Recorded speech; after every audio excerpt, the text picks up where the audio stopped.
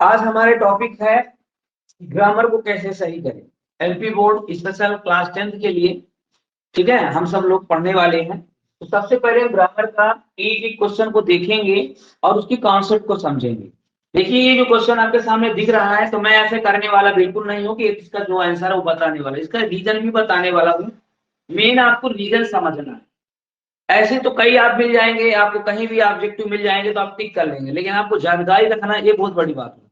इसलिए आज की हमारी क्लास जो होगी बहुत ही अच्छा होने वाला है और इसको अच्छे से हम समझने वाले हैं। सबसे पहले देखेंगे Ram is sitting Radha and सपना। देखिए, Ram is sitting Radha and सपना, और ऑप्शन क्या दिया है, बिटवीन और एमंग। पहली बात तो अब ये जान लीजिए बिटवीन और एमंग का मतलब क्या हो। बिटवीन एमंग का यूज कहाँ होता है, ये आज हम समझेंगे। तो बिटवीन और एमंग इसमें डिस्ट्रीब्यूशन में काम आता है, मतलब बांटने के लिए ये दोनों लगते हैं। ठीक है, क्या समझ में आ रहा है? समझ में आ रहा है ना? इस दो इनका प्रयोग हम लोग, बिटवीन और एमंग का प्रयोग हम बांटने में प्रयोग करते हैं। इसलिए अब बात यह है कि सर बांटने में तो दोनों प्रयोग होते हैं, तो किसको कब कैसे करना है, अब आपको ये समझना है। तो देखिए, जब दो व्यक्ति का नाम आए यहाँ पे, तब वहां पे हमेशा बिटवीन लगता है। देखिए, ये मेन कॉन्सेप्ट है जो मैं आपको समझाने वाला हूँ। बाकी तो आपको टिक करने में कोई मतलब नहीं है, टिक तो कर लेते हैं, वो समझ नहीं आता है। मैं क्या बोल रहा हूँ बताइए, कि जिसमें दो व्यक्ति दिखे वहां पे बिटवीन लगता है। जहां मतलब मेरा कहने का मतलब ये हुआ कि अगर दो व्यक्ति के बीच में अगर हम कोई चीज बांटते हैं तो बिटवीन लगेगा, और दो से ज्यादा व्यक्ति हो गए वहां एमंग लगता है। अब बताइए, क्या एमंग आएगा तो क्या ऑप्शन बनेगा? बिल्कुल बन जाएगा। अब बिटवीन आएगा तो भी बन जाएगा। बस आपको ये बस ध्यान रखना, तो शायद इसमें क्या लगेगा, बिटवीन लगेगा। क्यों लगेगा? शायद नहीं, कंफर्म है। इसलिए क्योंकि इसमें राधा एंड सपना है। बताइए, है मजेदार कि नहीं है? थोड़ा कॉन्सेप्ट रहता है कि नहीं रहता है? रहता है। अगर आपको लिखना भी होगा ना, तो जैसे बोल दिया तो पहले वाले का रीजन आप अपनी कॉपी में लिख लेते। पहला वाला रीजन सर ने ये बताया था कि बिटवीन दो के लिए यूज होता है, लिख लो। और एमंग जो है दो से अधिक के लिए, बस इतना ही लिखना है। पहले बिटवीन लिखोगे, उसके सामने लिखोगे दो के लिए, हिंदी में लिखेंगे दो के लिए, और एमंग लिख के उसके सामने लिख देंगे दो से अधिक के लिए। बस इतना में आपका पहला का आंसर क्लियर हो। अब सेकंड क्वेश्चन में हम जा रहे हैं। अब सेकंड क्वेश्चन आप देखेंगे, तो जैसे dash dash moon walk slowly and silently. अब आपके पास इसमें जो ऑप्शन दिया है उसको बड़े गौर से देखिए। अब आप कृपया करके यहाँ पे देखें, वो अपने हिसाब से लिख लीजिएगा। अब इसमें आपके पास जो आर्टिकल दिया है ए एंड द, तो श्योर है। पहले तो डेफिनिट और इंडेफिनिट की बात करते हैं। तो देखिए दोस्तों, आपके पास यहाँ पे काम करते हैं, तो इसके लिए हम पहले ये बता दें कि ए का यूज कहाँ होता है, एन का यूज कहाँ होता है। ए का यूज कहाँ होता है और एन का यूज कहाँ होता है, तो मैं आपको ये बता देता हूँ कि इंडेफिनिट वाली चीजें, जो अनिश्चित वाली बातें होंगी, बात क्लियर ना हो, जो फेमस चीजें ना हो, जो डेफिनिट ना हो, उसमें हमें आर्टिकल ए और एन का यूज करते हैं। और ए और एन का भी कॉन्सेप्ट होता है। ए और एन का कॉन्सेप्ट होता है कि ए का यूज हम का से या के साउंड में करते हैं, और एन का यूज हम आ से आह के साउंड में करते हैं। ये हिंदी के साउंड लिया जाता है, हिंदी का प्रोनाउंसिएशन लीजिए, नहीं तो आपसे डिस्टर्ब हो जाएगा। अब दा का यूज हमने कहा यूज करते हैं, तो दा जो बचा है आपका वो डेफिनेट में करते हैं। डेफिनेट मतलब निश्चित, डेफिनेट मतलब क्या होता है, निश्चित। अर्थात जो चीजें फिक्स हो, जो चीजें फेमस हो, जिसको लोग सब लोग जाने, वो निश्चित कहलाता है। उसका प्रयोग हम दा का यूज करते हैं। तो अब ये तो कॉन्सेप्ट हो। अब हम यहाँ पे देखेंगे, अब ये देखेंगे कि जिसके सामने यूज होना है वो क्या है, डेफिनिट है कि इनडेफिनिट। तो देखिए, यहाँ पे लिखा है मून, लिखा है। अब इसके आगे डैश डैश लगा, मून यानी होता है चंद्रमा। अब इतना तो नॉर्मल व्यक्ति जानता है कि मून यानी चंद्रमा होता है। अब नहीं पता तो अब याद कर लेना, तो मून यानी चंद्रमा होता। तो मून में क्या लगेगा भैया, दा, क्योंकि मून क्या है, फेमस है। मून क्या है बताइए, फेमस है, और वो डेफिनिट होने वाला है, इसलिए यहाँ पे दा लगेगा। अब बताइए कि मैं आपको पढ़ा रहा हूं, वही चीज समझा रहा हूं, लेकिन कॉन्सेप्ट बहुत ज्यादा जबरदस्त बता रहा हूं, इसलिए कृपया करके कॉन्सेप्ट जरूर लिखिए। देखिए, ये चीजें ठीक है आप लिख लेंगे, कॉन्सेप्ट आपका काम करने वाला है। बात समझ में आ गई? चलिए नेक्स्ट, अब हमारा जो क्वेश्चन आने वाला है तो वो आपके सामने खुद है, देख सकते हैं। इसमें जो यूज होने वाला है वो बिफोर और आफ्टर का प्रयोग होने वाला है। अब आपको क्या इसमें क्या आपको पता होना चाहिए कि सर बिफोर और आफ्टर का क्या कॉन्सेप्ट होता है। मैं अब इसको थोड़ा सा इरेज कर देता हूं और उसमें देखता हूँ ये वाला दूसरा ना अच्छा वाला उसमें वहां पे तो देखिए यहाँ पे क्या है कि मंडे कम दैट है संडे, पीछे वाला ले आता ना। हाँ ठीक,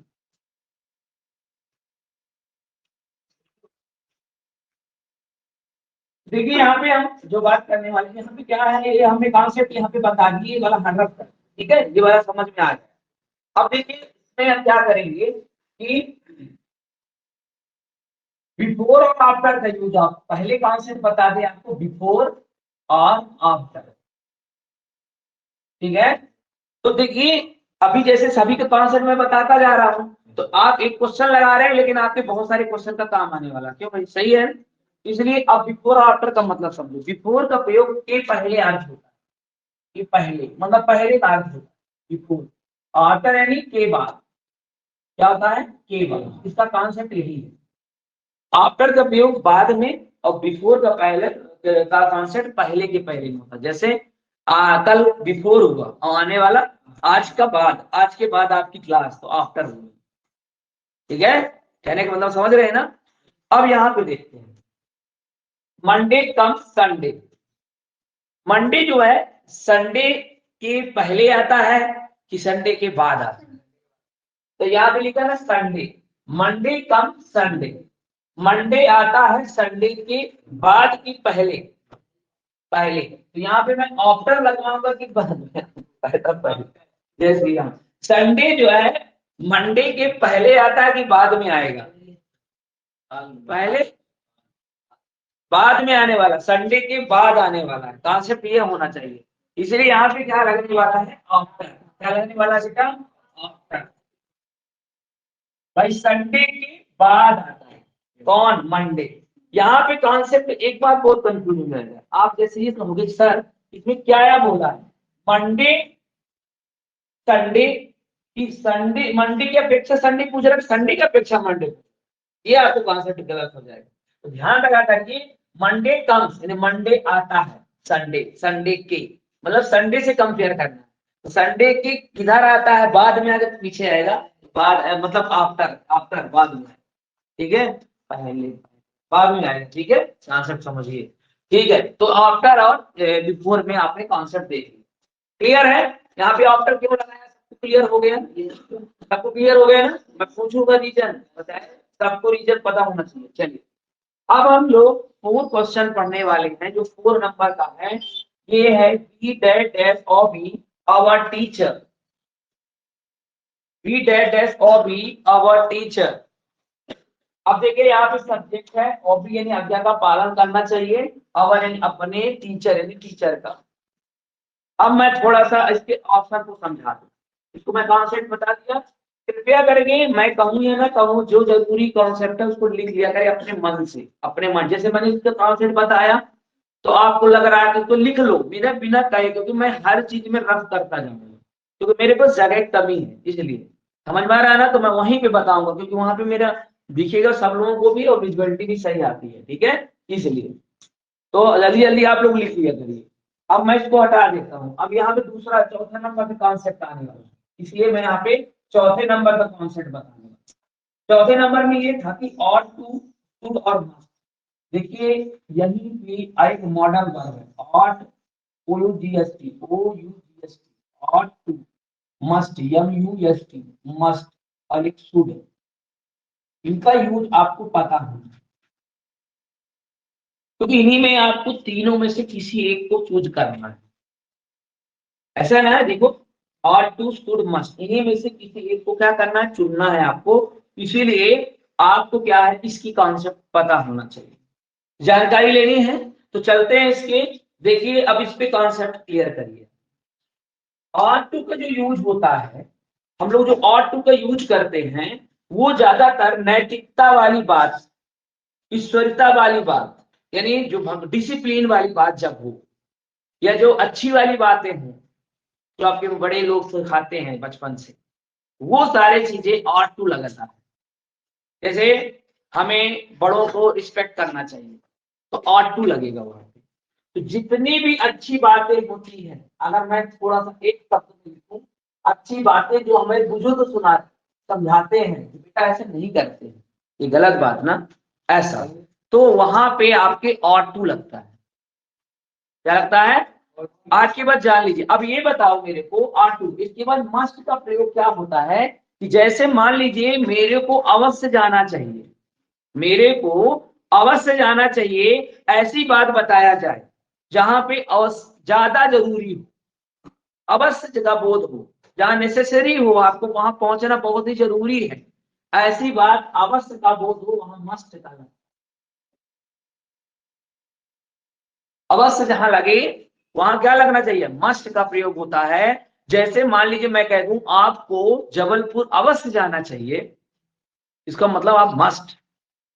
आपकी मम्मी आपसे पूछे कि बेटा आज स्कूल क्यों नहीं गए, ट्यूशन क्यों नहीं गए, आप बता दिए कि ये प्रॉब्लम, तो आपकी मम्मी बोलती बेटा आपको अवश्य जाना चाहिए ट्यूशन, तो अवश्य जाना चाहिए, तो वहां मस्ट बोलेंगे।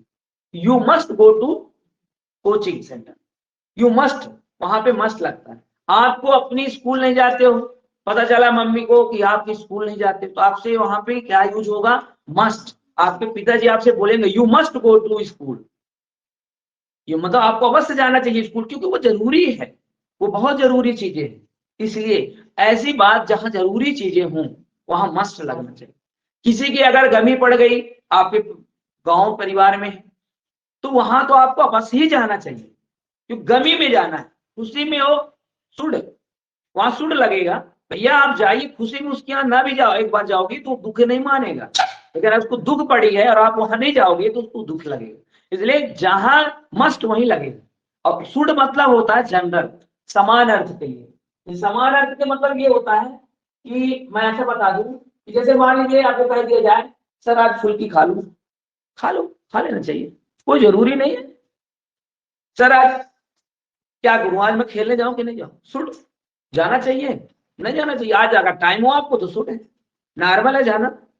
तो मतलब जो समान हो, जिसका मतलब कोई ज्यादा जरूरी नहीं है, जाना है जाइए, नहीं जाना है नहीं जाइए।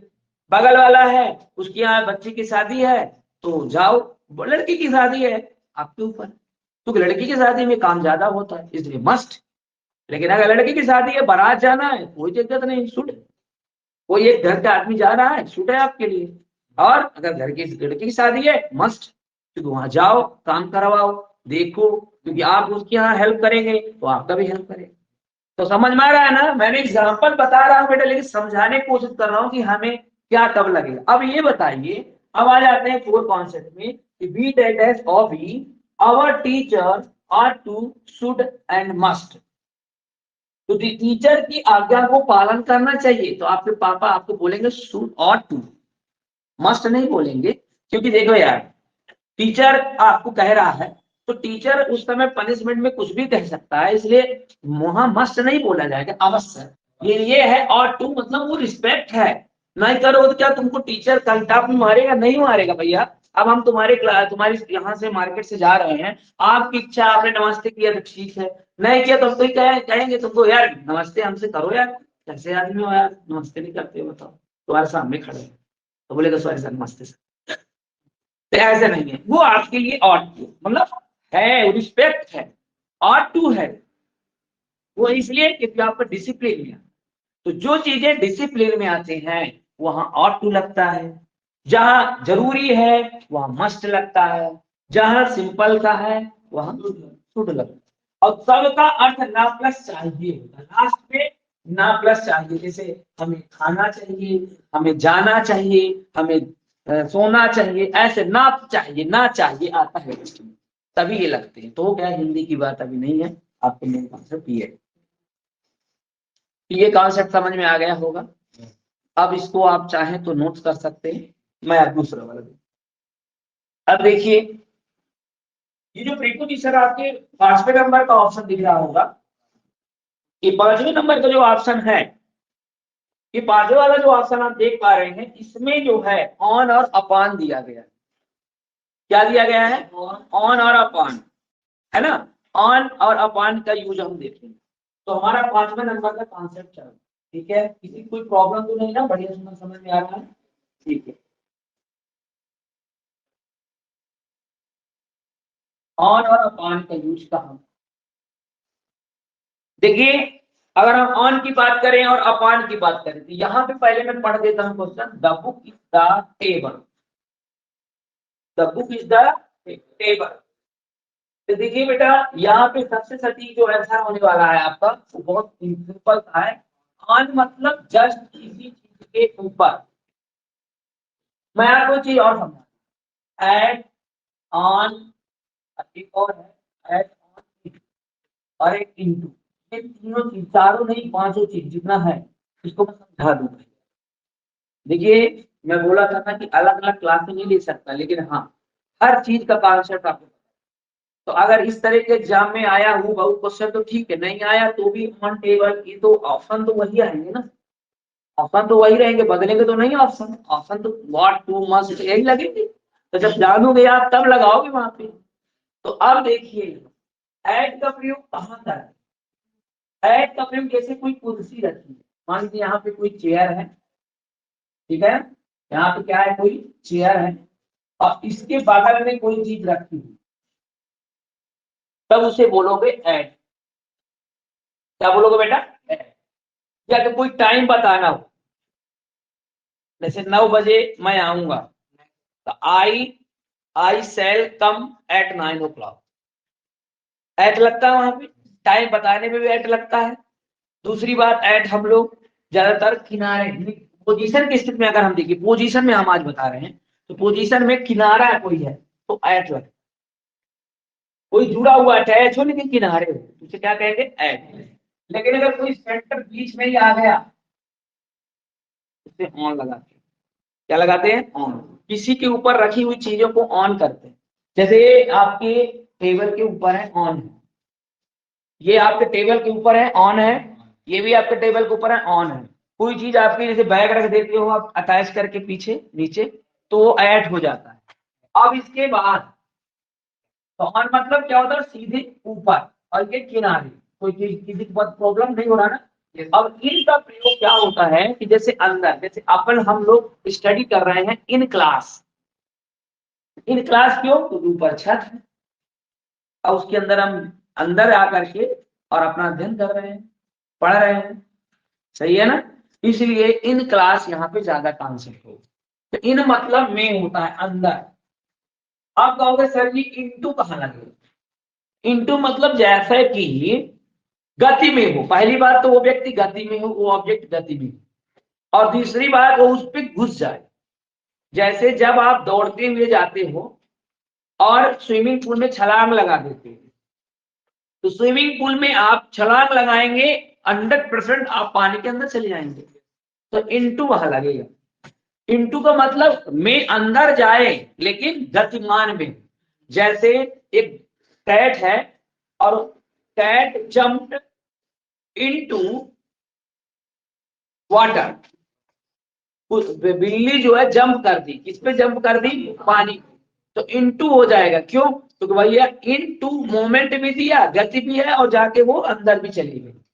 तो ऐसी चीजों को बताने के लिए हम इनटू का यूज करते हैं, मतलब अंदर गति के साथ। देखिए, वहां पे हम क्या यूज करते हैं बेटा? इनटू। और अप ऑन का मतलब ये होता है कि किसी चीज को अप है, ऑन मतलब ऊपर है, फिर उसके जस्ट कोई पोजीशन बताया जा रहा है, तो यहाँ पे अप ऑन। तो मेरे हिसाब से बेटा कॉन्सेप्ट तो समझ गए कि यहाँ the book is the table on the, ज्यादा उपयुक्त होगा, क्योंकि पुस्तक जो है टेबल के ऊपर है। तो आपको मैंने 5 प्रश्न बताया, लेकिन 5 प्रश्न आपका 5 नहीं है बेटा, वो 50 से 40 30 के बराबर है। तो कोई भी प्रश्न कैसे भी खिसक करके दे सकते, है ना? अब ऐसे क्लास हम अलग अलग टॉपिक पढ़ाते तो बहुत समय लगता, तो एक ही टाइप के प्रश्न हमें सामने आ गया है, और हर टाइप के प्रश्नों को आपके सामने चर्चा कर देते हैं, तो आपका कॉन्सेप्ट बनता जा रहा है। ठीक है, समझ में आ रहा है ना? बस थोड़े थोड़े कॉन्सेप्ट तब तक जरूर लिखिएगा, नहीं तो बेटा आपको पछतावा रहेगा कि तरह शायद लिख लेता तो अच्छा रहता, यही रहेगा। देखिए अभी तो आपको समझ में आ रहा है, बराबर लग रहा है कि रहेगा, याद रहेगा, कुछ याद नहीं रहने वाला है, समझ रहे हैं ना? जब एक बार घर में पढ़ेंगे तब याद रहेगा, नहीं तो नहीं है, एक दो बार रिवीजन करना पड़ता है। ठीक है, चलिए अब देखिए 6 नंबर प्रश्न में हम लोग आ गए। 6 में जो आपको दिया गया है, तो क्या लिखा है? I have read that dash books many और मच।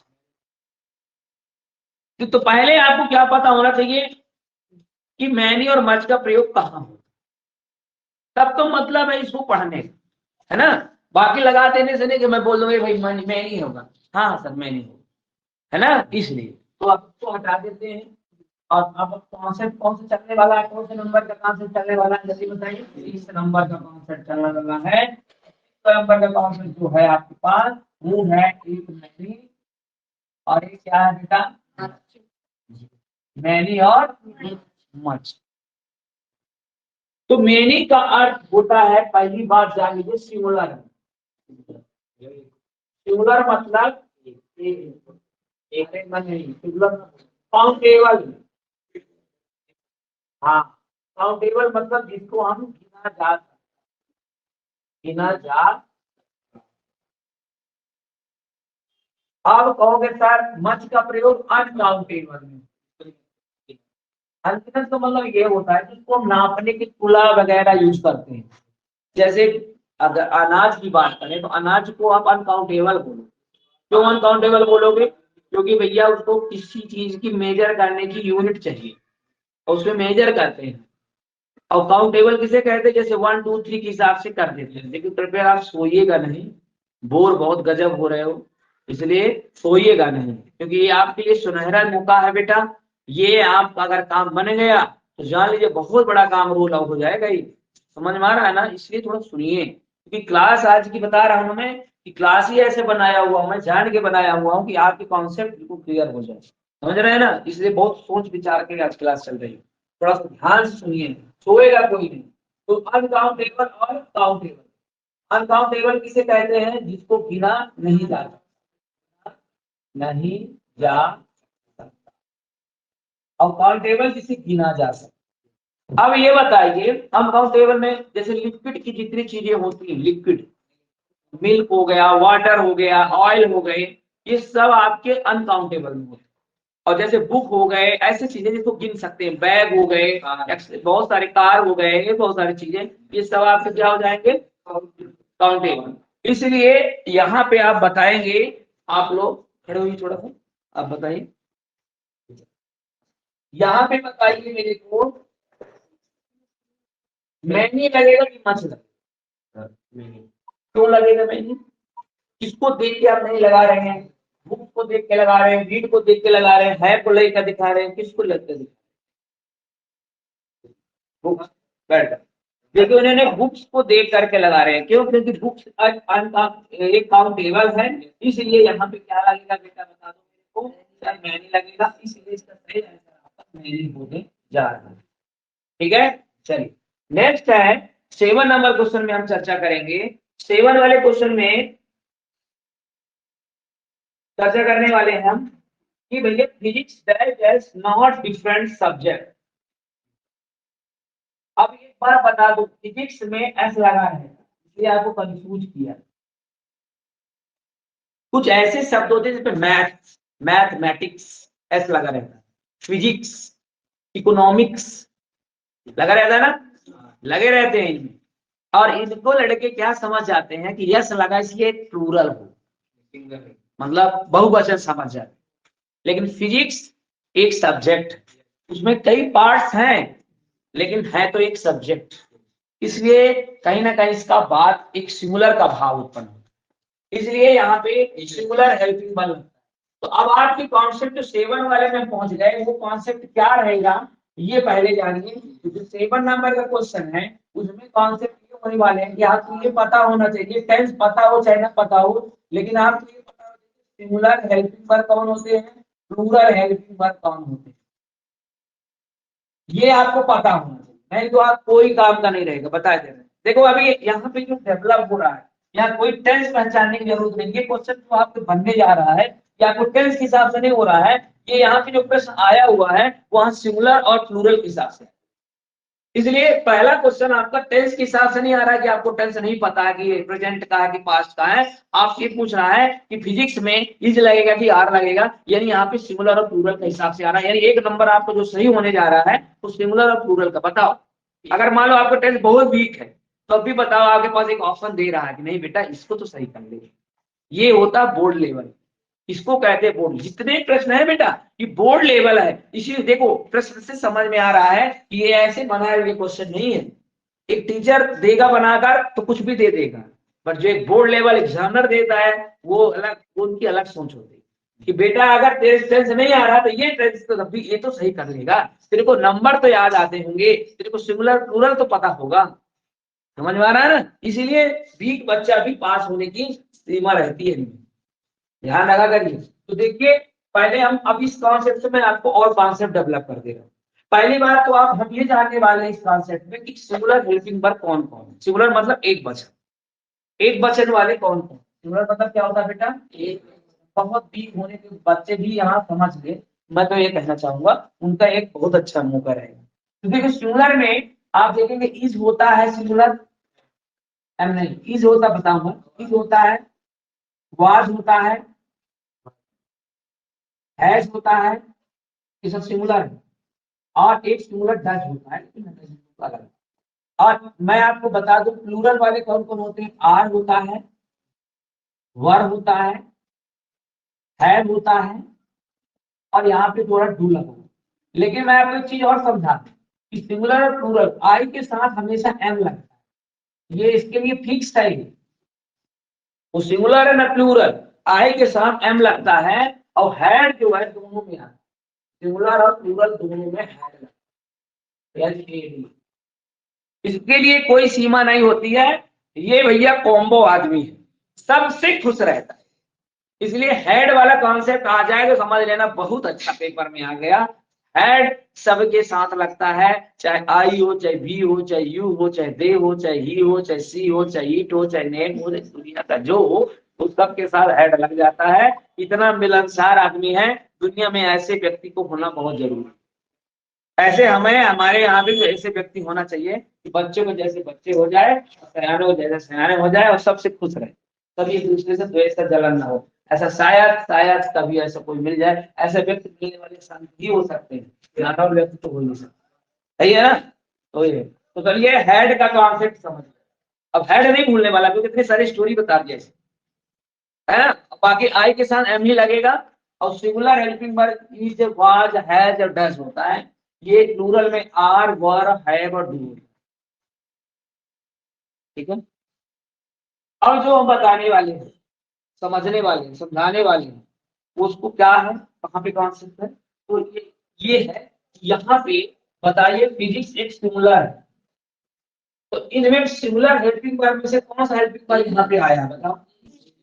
बताइए क्या लगेगा यहाँ? है बताना का इतना नहीं था, लेकिन कॉन्सेप्ट कितना है इसलिए ना लिख लिया करिए। कॉन्सेप्ट ऊपर वाला कॉन्सेप्ट लिख लिया करिए आप। कुछ नहीं आएगा समझ, बता दे रहे हैं आपको। अब हम दोनों को इसके बाद कौन से टॉपिक बताने वाले हैं भैया आप लोगों को? 8 वाले, मतलब 8 क्वेश्चन है। 8 नंबर क्वेश्चन हमारा ये कह रहा है sir see that apple daily eat या ईट्स। तो देखो बेटा यहाँ पे अब आपको टेंस का ज्ञान होना चाहिए। यहाँ का जो लेवल है वो टेंस के अंदर आ गया। इसका मतलब है कि अगर व्यक्ति को ये प्रेजेंट इंडेफिनिट भी अगर आ रही होगी तो भी एक नंबर ले लेगा। ठीक है ना? तो अब देखते हैं प्रेजेंट इंडेफिनिट नहीं पता तो उसको कोशिश करेंगे बताने के लिए। और ज्यादा नहीं, प्रेजेंट इंडेफिनिट में सारा काम होता है। ये नहीं पूछेगा प्रेजेंट इंडेफिनिट, पूछेगा किसमें यस लगेगा किसमें नहीं लगेगा। जैसे यस लगेगा, जैसे यस को हम जैसे यस इसमें लगा रहता है उसको वर्ब को कौन सा फॉर्म बोलते हैं? फाइव फॉर्म बोल देते हैं इजीली तरीके से। वर्ब में ऐसा यस ना बोल के वर्ब को फाइव फॉर्म बोल देते हैं तो वो दोनों आ जाते हैं। अब यहाँ पे बात ये हो रही है कि सर किसके साथ ईट की, जैसे यस लगा है ना इसका मतलब ये वर्ग कौन सा फॉर्म है, फाइव, और इसमें वर्ग का फर्स्ट फॉर्म। ठीक है ना, समझ में आ रहा है। अब हम इसमें कॉन्सेप्ट डेवलप करेंगे कि भैया कहाँ पे लगता है। तो देखो सब्जेक्ट को आप भूलिए, देखिए आई वी यू और दे, इन सबको, इनमें सब में वर्ब का एक ही फॉर्म लगता है बस, जैसे ये। और जो आपको बताने वाला हूँ ही, इट और ने, ये जो बताने वाला हूँ इस पे लगता है वर्ब का फाइव फॉर्म। वर्ब का फाइव फॉर्म का मतलब वर्ब में यस या बस। अब यहाँ पे मेरे को ये बताइए सी क्या है, सी इसमें आ रही है, किसमें आ रही है, इसलिए यहाँ पे फाइव फॉर्म कौन है, ये है कि ये है, यहाँ पे क्या लगेगा, ये कॉन्सेप्ट। ठीक है, यही है कॉन्सेप्ट बेटा। पांडे जी कुछ तो करिए, इतना स्पीड लिखते हो, कुछ समझ में आ रहा है, हैं?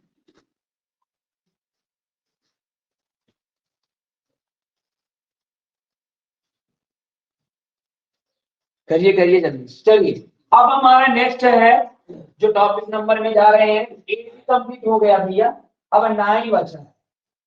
तो 9 में जब हम क्लियर कर रहे हैं आपको, तो 9 में the chair was that as by the student break और ब्रोकन। यहाँ पे एक चीज आ गया, देखिए यहाँ पे क्या बड़ी बात आ गई, मैं आपको बता दूं कि यहाँ वाई लग गया है, और वाई द स्टूडेंट मतलब ये है एक्टिव वाइस, पैसिव वाइस में आ गया, क्योंकि पैसिव वाइस में वाई लगता है, क्या लगता है, जहां भी बाय द स्टूडेंट के द्वारा ये कर दिया गया, उसके द्वारा कार चल, जैसे ही, जैसे लिख दिया ही हैज, है ना, ब्रोकन बाय ओल्ड मैन, या कि ही हैज मतलब बोल देंगे the chair has broken by old man, एक पुराने आदमी के द्वारा इस चेयर को तोड़ दिया गया। इस कार को जो है, कार की कांच के ग्लास को जो है, या इस ग्लास को जो है तुम्हारे द्वारा तोड़ दिया गया, या किसके द्वारा, तो लिखोगे the glass has broken by you. ध्यान रखिएगा, जब भी कभी ये बाय दे दिया तो हमेशा समझ लेना वर्ब का थर्ड फॉर्म वाला यूज ही होगा, क्योंकि ये है पैसिव वॉइस। पैसिव वॉइस हमेशा ऑलवेज वर्ब कौन सा फॉर्म लेते हैं, अगर आप वॉइस का इतना पार्ट भी पढ़ लेंगे, इतना पार्ट्स भी, तब भी आपसे एक प्रश्न बन जाएगा, क्योंकि भैया ये ब्रोकन है, ब्रोकन वर्ब कौन सा फॉर्म होता है, यहाँ पे वर्ब बन जाएगा केना। ब्रेक क्या था, वर्ब कौन सा फॉर्म था। अब आपके दिमाग में आता है सर ये वर्ब का फर्स्ट फॉर्म और फाइव फॉर्म कैसे आ रहा है, तो भैया यार ये तो और आप लोग सबका वर्ब का फॉर्म पूरे पढ़ना पड़ता है। Break, break, broke, broken, breaking, brokes, breaks, sorry, eat, ate, eaten, eating, eats, पूरे फाइव फाइव फॉर्म होते हैं इसके, first form, second form, third form, fourth form, five. तो ये सब इसके भाई करना पड़ेगा, इसके बिना आप नेक्स्ट देखिए, इसमें कॉन्सेप्ट जो हमारा डेवलप हो रहा है वो 10 नंबर चलेगा, और 10 में आप देख पा रहे होंगे see that that her home work daily do और डज। बताइए आप में से किसी कोई बता सकता है यहाँ पे डू लगेगा डज लगेगा, क्यों लगेगा डज, क्योंकि अभी मैंने खुद बताया है के साथ भी वहां पे बताया था डज लगता है, वहां पे सिंगुलर वाला है ना, क्योंकि क्या है, सिंगुलर है, याद रखिए मैं सिंगुलर पे डज लिखवाया हूँ, तो इसलिए यहाँ पे डज लगेगा।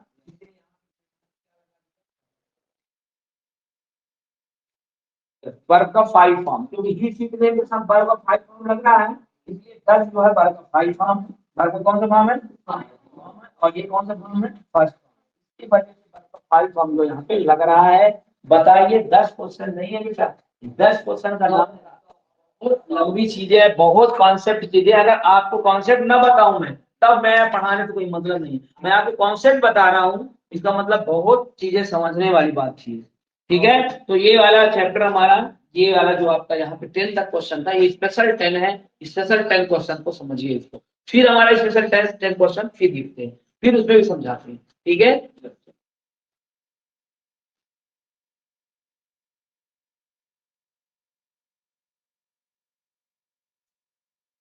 इसके बाद फिर से हमारा जो ग्रामर का जो छूटा हुआ पार्ट है, आज उसको पहले शिक्षा करेंगे, फिर फिल इन द ब्लैंक का दूसरा वाला जो चैप्टर हमारा चल रहा है उसमें बात करेंगे। एक बार फिर से याद दिला दूं, जो हम ये क्वेश्चन पढ़ रहे हैं ये मोस्ट है, इसको पढ़ना जरूरी है। अगर आप इसको भी पढ़ लिए तो जितना भी वीक में ग्रामर क्यों ना हो आपका, आप फिर भी सही करके आएंगे, ये गारंटी है, अगर आप कॉन्सेप्ट लिखते जा रहे हैं तो। और कॉन्सेप्ट लिखिएगा, इसमें मेन काम कॉन्सेप्ट का है। तो चलते हैं, देखिए पहले see sitting the classroom, see sitting the classroom लिखा हुआ है। अब यहाँ पे क्या होना चाहिए, इन द क्लास होना चाहिए, इनटू क्लास होना चाहिए। आप ये अभी चर्चा करके बताएंगे। तो देखिए मैं अभी एग्जाम्पल में बताया था कि आप लोग क्लास में पढ़ते हैं, तो क्लास में पढ़ते हैं उसके अंदर पढ़ते हैं, इसलिए मैं इन का प्रयोग, एट का प्रयोग और इनटू का प्रयोग बताया हूं, अभी बताया हूं ना। इसलिए यहाँ पे क्या होना चाहिए, इनटू। तो आप कहेंगे सर इन होगा क्योंकि क्लास के अंदर है। देखिए ये मजा आता है, अगर कॉन्सेप्ट सब पढ़ लेंगे आप तो फिर मैं कॉन्सेप्ट बताना बंद कर दूंगा, क्यों, क्योंकि वो बता चुका हूं। पहले वाली वीडियो मेरा बन चुका है और ये वाला भी हो जाएगा, तो 2 वीडियो हो जाएंगे मेरे फ्रेंड, जिसको अगर कोई ऑनलाइन भी अगर देखे तो उसको काम आ जाएगा। देखिए दूसरा है मोना डेड, डेड मतलब डेड मतलब मर गई, ऐसा। मलेरिया फ्रॉम और ऑफ, ये बताइए यहाँ पे कि यहाँ पे फ्रॉम है कि ऑफ। तो आप फ्रॉम नहीं, किसी भी बीमारी से जब व्यक्ति मरता है तो फ्रॉम नहीं बोलते उसको, ऑफ हो जाता है, ऑफ हो जाता है। हमेशा किसी भी बीमारी से, किसी के बीमारी का नाम आ जाएगा, मलेरिया हो गया, डेंगू हो गया, चिकनगुनिया हो गया, कोरोना हो गया, ठीक है, जीव दुनिया का कोई भी हो, हमेशा उसके पहले फॉर्म नहीं लगेगा, ऑफ लगता है। ये आप याद कर लीजिए। क्या कॉन्सेप्ट अभी बताया, बताओ मैंने कि बीमारी कोई भी हो, बीमारी के पहले जो प्रीपोजिशन लगता है वो कौन सा लगता है, जल्दी बोलिए, ऑफ लगेगा। क्या लगेगा, ऑफ लगेगा। ये यहाँ पे कॉन्सेप्ट है। अब एक बीमारी का नाम तो बता दिया, हो सकता है मैं मलेरिया वहां पे ना दे, कोई दूसरा बीमारी दे दे, तो अब ये कॉन्सेप्ट जब डेवलप रहेगा आपका तो दिक्कत नहीं जाएगी, ये आप समझ लीजिए। फिर क्या पढ़ाना है, देखिए he is that dash SDM A और एन। तो देखो बेटा एसडीएम में आपको एस, अच्छा मैं कॉन्सेप्ट बता रहा था, मेरे को मैंने आर्टिकल बताया है आपको, लेकिन उसमें ए और एन का यूज भी बताया था। मैंने कहा था कि इंडेफिनिट आर्टिकल होते हैं ए और एन। क्या बोला था अभी मैंने, आर्टिकल होते हैं, कौन कौन से आर्टिकल होते हैं, ए और एन। अभी बताया था ना, याद करिए। उसमें मैंने ए भी बताया था और मैंने एन बताया, जिसका उच्चारण का से लेकर ज्ञान के बीच में होगा उसमें हम ए का यूज करते हैं, बराबर। और जिसका उच्चारण आ से लेकर के आह के बीच में होगा उसमें हम एन का यूज करते। अब ये बताओ बेटा एसटीएम में एस ऐसे लिखोगे, पहले लिख लीजिए एस टी एम, गलती में करना, एस आने के बाद जब एडी आता है, एडी मतलब आ से आह, का से ज्ञान के बीच में आ रहा है, आ से आह तक, आप आ से आह तक, इसलिए यहाँ पे क्या होना चाहिए, एसटीएम होना चाहिए। क्या होना चाहिए बोलिए, एसटीएम सही आंसर माना जाएगा। क्लियर हो रहा है, तो ये हो जाएगा एसडीएम। तो ये आपका क्लियर हो गया। नेक्स्ट अपन बात करने वाले हैं, अब ये कंप्लीट हो गया, ये वाला बताइए। 3 कॉन्सेप्ट है, लेकिन 3 कॉन्सेप्ट आपके मन में बैठ जाएगा, बिल्कुल कॉन्सेप्ट बन जाएगा अगर आप माइंड अच्छे से पढ़ते होंगे यहाँ पे, अगर टाइम पास के उद्देश्य में नहीं बैठे होंगे। समझ रहे हैं ना ये।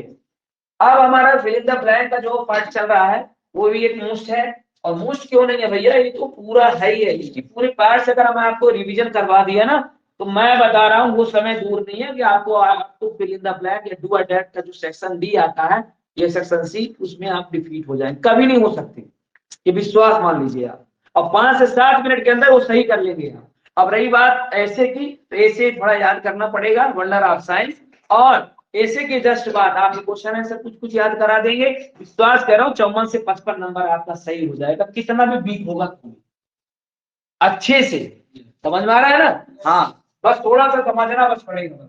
अब देखिए it was dark so I there a torch with me. देखिए बेटा यहाँ पे टेक लिखा है, यहाँ पे क्या लिखा हुआ है, टेक। अब यहाँ पे बताओ मेरे को, it was dark so I dash a torch with मी। अब यहाँ पे मेरे को ये बताइए, यहाँ पे जो भी टेंस हो हमें नहीं पता, जैसा भी होगा, यहाँ पे आपको कुछ समझना है कि आई वॉज डार्क, वो डार्क, डार्क नहीं, डार्क, डार्क मतलब बहुत ज्यादा अंधेरा था, तो मैं इसलिए टॉर्च ले लिया। तो ये बताओ किस टेंस का है ये वॉच देख करके क्या लग रहा है, अब आपको भाई पता होना चाहिए। अब यहाँ पे आपकी एग्जाम तब क्वालिफाई होगा जब आपको टेंस की पहचान होगी। इसका मतलब आपको मैं कॉन्सेप्ट बता देता हूँ कि कौन कौन से हेल्पिंग वर्ब को देख करके आप वाज वर्ब, इसको हटा देता हूँ क्योंकि तो हो चुका है, तो हटा दो तो मेरे पास हमें मतलब ध्यान ज्यादा मिल जाएगा, तो मैं आंसर बता। अब यहाँ पे देखिए, कभी भी आप पहले ये देखिए कि पास्ट टेंस के कौन कौन से हेल्पिंग वर्ब होते हैं। पहले आप देख लीजिए पास्ट टेंस के कौन कौन हेल्पिंग वर्ब होते हैं। तो देखिए पहली बात तो वर्ब का सेकंड फॉर्म नहीं दिख जाएगा, तो पास्ट का ही होगा। जैसे टू न लग करके डिड लग जाए, ईट लग करके एट लग जाए, कुक न लग करके कुक लग जाए, इसके पहले कोई हेल्पिंग वर्ब ना हो। ऐसे वर्ब जब भी कहीं दिख जाए तो जाना करो कि पास्ट होने के चांस है। अब रही बात आपका, तो सर वाज भी कहीं दिख जाए, वर्ब भी कहीं दिख जाए, तो भी पास्ट होने के चांस है। या फिर आप भी कहीं है दिख जाए हेल्पिंग वर्ब, तो भी पास्ट होने की चांस है। इतना आपको पहचानना है कि ये पास्ट टेंस का है। अब ये बताओ मेरे को, ये it was dark, it was dark का इसका मतलब वाज लगानी पास्ट, तो आने वाला सेंटेंस को पास्ट ही बनाना पड़ेगा, प्रेजेंट नहीं बना सकते हैं।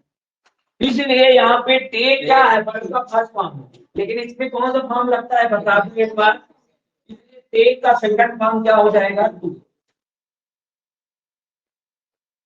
आई बात, ये कॉन्सेप्ट होता है। अब बताओ इसमें थोड़ा ज्यादा दिमाग लगाना पड़ता है, इसलिए कहता हूं कि एक ही जैसे लेवल का क्वेश्चन नहीं रहता है इसके।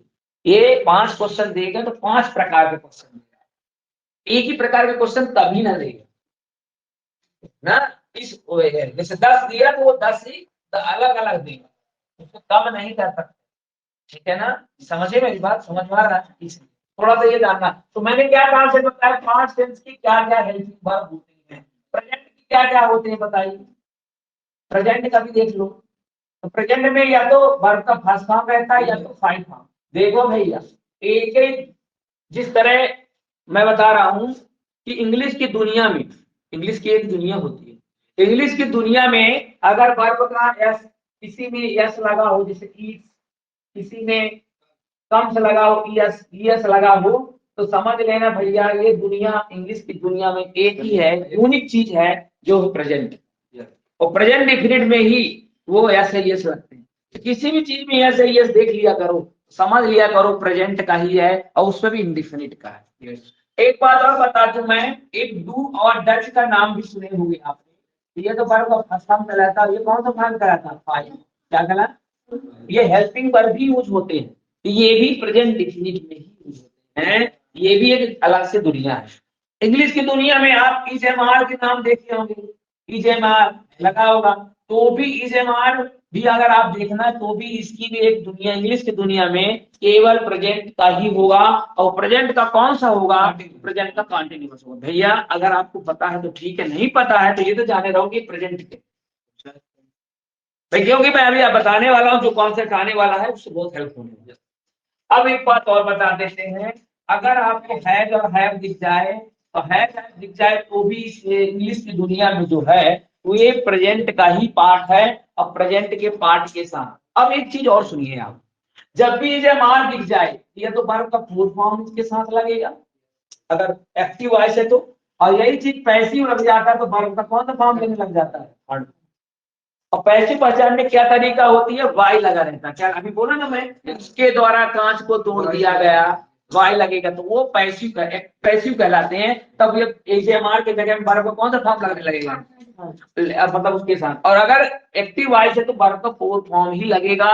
ये आप नोट कर लीजिए, दिमाग में बैठा लीजिए, बार बार बोल रहा हूं। अब इससे शॉर्ट इंग्लिश नहीं हो सकती, इससे कॉन्सेप्चुअल इंग्लिश नहीं हो सकती, इसलिए बता रहा हूं। वर्ब का ये भी है और है भी वर्ब कौन सा फॉर्म लेते हैं, थर्ड फॉर्म लेते हैं। ये तो वर्ब का थर्ड फॉर्म एक्टिव में भी लेते हैं, वर्ब का थर्ड फॉर्म पैसिव वॉइस में भी लेते हैं। बस पैसिव वॉइस में इसके साथ बीन लेने लग जाते हैं। क्या लेने लग जाते हैं लोग? बीन लेते हैं। बस इतना अभी थोड़ा थोड़ा जानकारी रखिए, बहुत ज्यादा नहीं है, बस इतने इतने समझिए, बहुत नहीं। मैं आपको क्या समझा रहा हूँ कि पास्ट की क्या पहचान है, प्रेजेंट की क्या पहचान। इंग्लिश में अगर वाज दिख जाए तो कौन सा टेंस होगा? पास्ट। अगर हैड दिख जाए तो कौन सा टेंस है? पास्ट। अगर वर्ब में फाइव फॉर्म दिख जाए, ईस जैसे ईट्स हो गया, ईट्स कौन सा फॉर्म है? फाइव, मतलब प्रेजेंट है। ईट भी हो तो भी प्रेजेंट ही होगा। अच्छा, डू डज लगा रहे तो प्रेजेंट है, हैव लगा रहे तो प्रेजेंट है, इज एम आर लगा रहे तो प्रेजेंट है। अब एक बहुत छोटा सा जो फ्यूचर जिसको आप लोग बहुत करते हो, फ्यूचर में कोई दिक्कत नहीं है, विल और सेल सब में लगता है। वो अलग बात है किसी में विल सेल भी लग जाए, विल है सेल है लग जाए, बस विल और सेल आगे क्या लेना? फ्यूचर, बस फ्यूचर। तो मैं अभी आपको एक छोटा सा कॉन्सेप्ट बताया इंग्लिश में कि टेंस कैसे पहचान करते हैं। केवल ये बस जानो कौन प्रेजेंट है, कौन पास्ट है और कौन फ्यूचर, बस ये बस बोलो।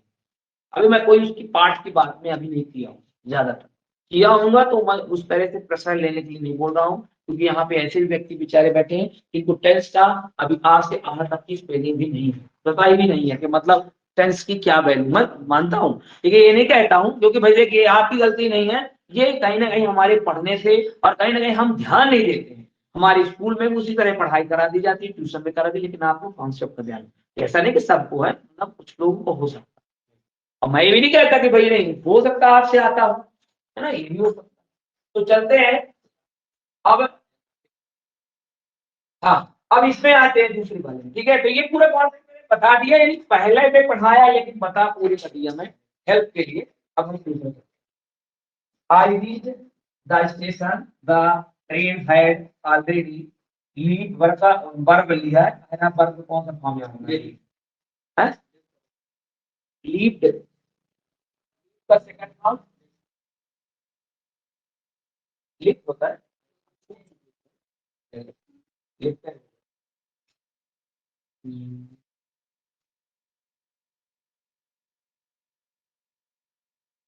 ओके, ये लीव मतलब छोड़ना होगा, लीव यानी छोड़ना। तो लीव का पूरे फॉर्म आएगा, तो हटा दूं इसको मैं?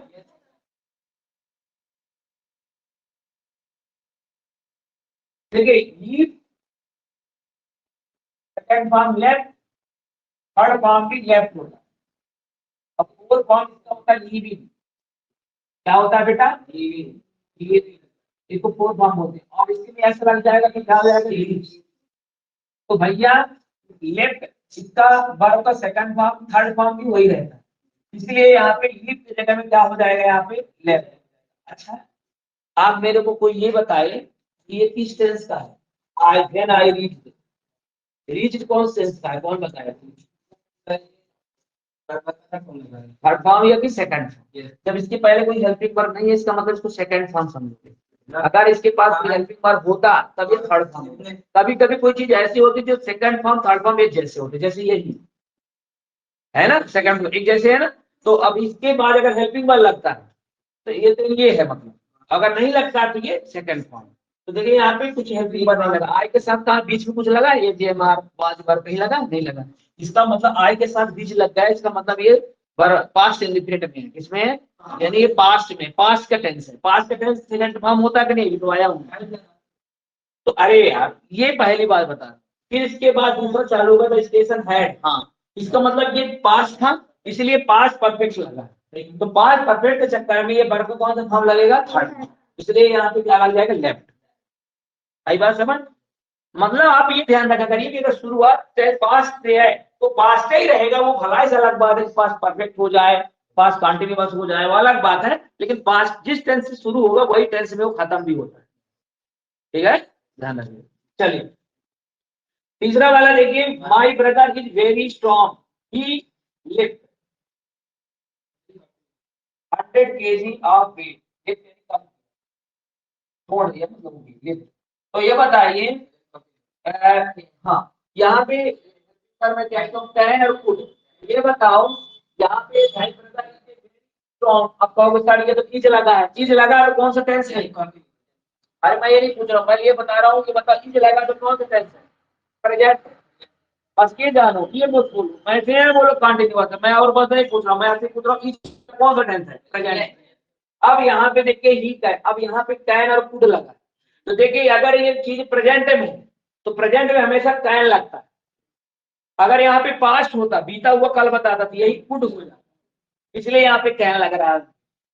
अगर यहाँ पे वाज लगा होता ना बेटा, तो यही चीज कुड लग जाता है यहाँ पे, क्योंकि कैन का पास्ट कुड होता है। कैन का पास्ट क्या होता है? गुड।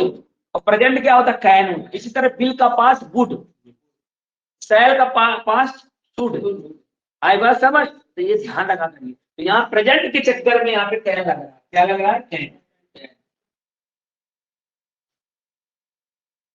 किसी कोई प्रॉब्लम अभी तक? अगला है see is thinking of that as आकार बाय या बाइंग, बाय और बाइंग।